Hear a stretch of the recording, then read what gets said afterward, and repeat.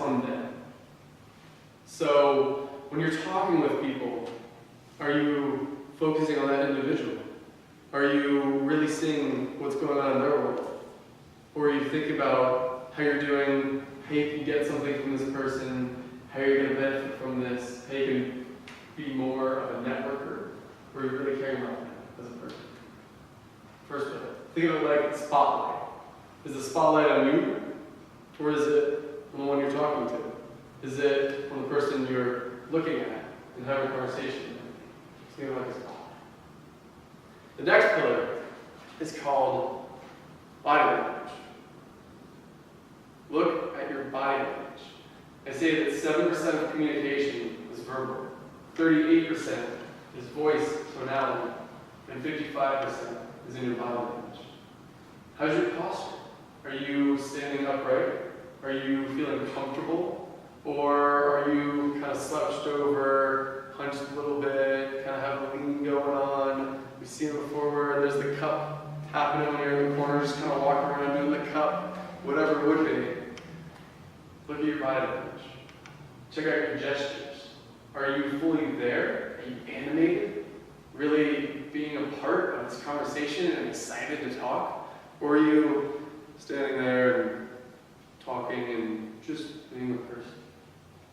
So look at your gestures. And then eye contact. Are you looking at people? Or are you glazing away and listening in, but not really? Third pillar. It's called put the judgment down. This is where you wholly accept someone for who they are, for who they're being right at that moment, for whatever they're saying. You fully listen and just fully accept them as a person. Instead of thinking about, what are they saying? Do I agree or do I disagree? Thinking about, is this something I can work with in the future? Thinking about, how are they coming off? What are they doing?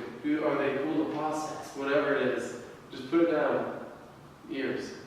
Just listen in and focus on what they're saying. Fourth pillar. This one is to be a leader. To be a leader with anything you do.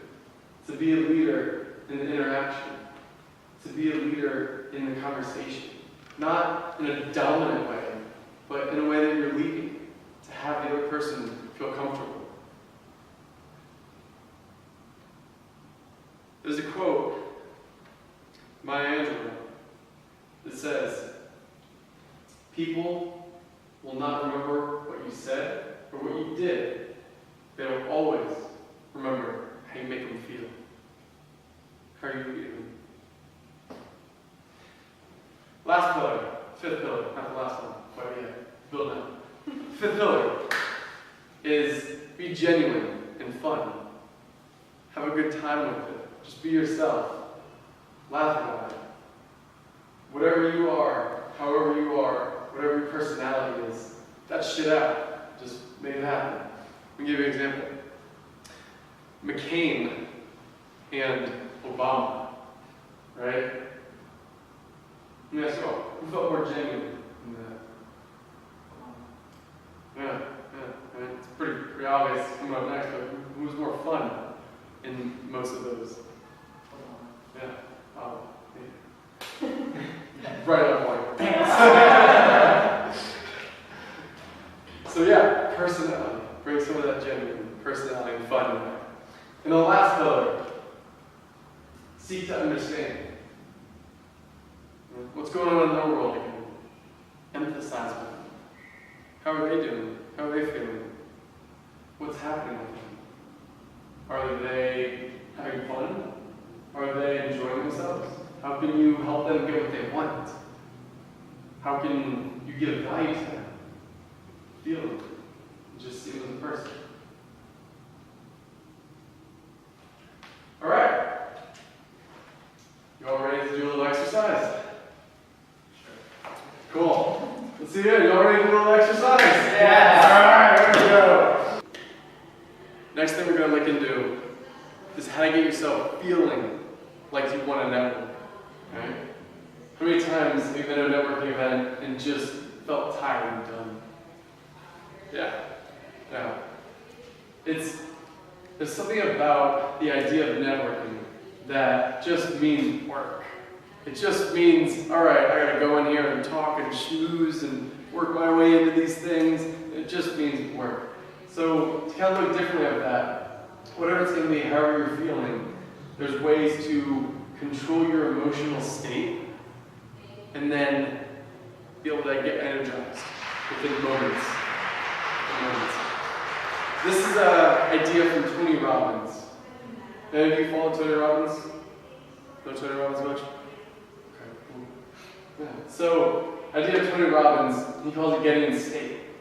And what you're doing is basically using your body to get yourself in state. And there's a few of the ways of doing this, but where you're thinking, where you're focusing on. And I'll talk about those.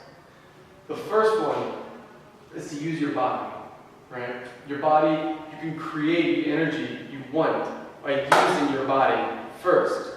By using your body to get pumped, to get amped. That's how you do it. You gotta move your body to move those emotions. Because that's really what's gonna move you and get energized. Just wanna keep going. And as you start to really look at your body, this goes back into a little bit of the body language one as well. You might notice yourself slouched over. Now there's a talk by Amy Cuddy, a TED Talk on body language. This talk, many of you have heard this, seen this? Yes, awesome, great talk. And it's a talk that goes into explaining body language and how you hold yourself actually has a chemical change within you. They did an experiment where they had people hold themselves in a certain position for 2 minutes at a time, and they measured two things: their testosterone, energy level, give or take, and their cortisol, stress level. With the two groups, one of the groups, they had them in what they called power positions. So, hands behind the head, nice and relaxed, hands over on chairs, kicking back, and then another one was the hands on the hips, standing in power position, like you're Superman taking off. Then they also had them do disempowered positions. Positions like arms crossed, leaned over, kind of slouching. Another was hands in the lap, sitting down, shoulders down. And then another was just generally bad posture. And as I'm saying this, maybe you all are feeling something.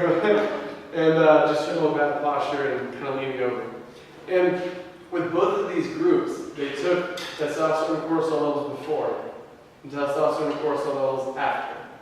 And with the group that sat in powerful positions, their testosterone was higher and their cortisol was lower, which means you're more excited, you're more energized for life, and you feel like you're more pumped, like you want to do things, with less anxiety.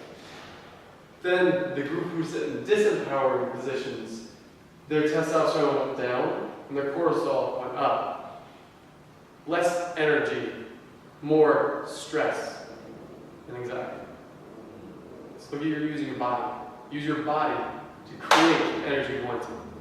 When you're using your body to create the energy, you can do it in a few ways. When you're actually going to walking to a networking event, think about using your body to walk there. So if you're going to a networking event and you have two options of public transportation, or you can walk and get exercise before the event or whatever it would be, look at walking and just exercising your legs and just moving a little bit. Because once you start moving, once you start walking around, you're going to get more pumped. Your energy level is going to be higher. And then you're going to want to talk to more people.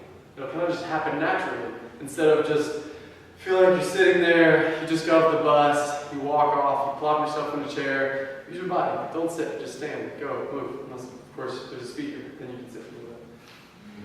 The next one is going to be looking at what you're focusing on. Look at what you're thinking at that time. So when you're talking with someone else and you're networking with them, are you focusing on how you can get something out of this interaction? What can you take away from it? Are you focusing on how you can sell them on what you're selling? Are you focusing on how to benefit their life? Are you focusing on how to add value to their world? Are you focusing on how to give them a good time? So look at what you're focusing on. You can always go in two different ways. So your energy and your focus will follow where you pay attention to. So if you're looking a little bit of a negative way, that's where your focus is going to go. There's a story by Tony Robbins, he demonstrates focus. It's, he wanted to go to a race car and learn how to drive. So as he got there, the instructor has him go in the car, and the car whips around, it's turning, it's moving, it's hauling ass, it's turning corners, great time. And the instructor says, Tony, you're going to be able to do that in a couple days. And Tony's like, I don't know if I want to be able to do that in a couple days. So they got into another car. And the other car is the training car. And with the training car, there are 4 different buttons. And with these 4 different buttons, you hit one button, and then it'll pop a wheel up. And your car will go into a spin. And as your car goes into a spin, you have to focus on the road. Because if you look at the wall, you'll go right towards the wall. I mean, you've probably all seen this before, where there's a car accident in the middle of the road, and it's hit the one light post in like 100 feet. You wonder how the hell they do that. Well, they started to get out of control, and they saw the light post, and like, oh shit, don't hit the light post, don't hit the light post, don't hit the light post, right in the light post. When all the air is wide open. So he's driving this car. He's going around the track. The trainer says, I'm going to hit a button, and your car's going to spin out whenever you're not ready for it. And when it spins out, you got to look at the road. And so he's like, all right, I got this. Whatever. No biggie. So as they're driving around, he's driving, he's in, he's going, and he's in total concentration. The instructor doesn't hit it yet. He's still looking, and then he hits the button, wheel pops out, and the car starts doing the spin.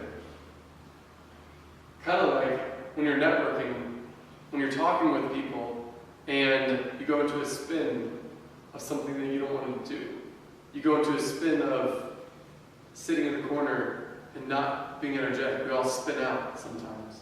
So, as he goes into a spin, he looks immediately at the wall. The instructor grabs his head and turns him and has him look at the road. Just before hitting and collapsing on the wall, he skids away and goes off on the road. And then makes it away. And the instructor says, all right, you could do that again. What'd you learn? I learned to look at the road. That's what I need to be focusing on. He's like, yeah, sounds simple. So they do it again. They get in the car, and they're driving around. Instructor hits the button when Tony's not ready. Boom, looks right at the wall. Instructor grabs the head, turns it at the road, right before they hit, gets away from it. Did this about 4 times until finally he learned it. He trained, he was conditioned on where to focus.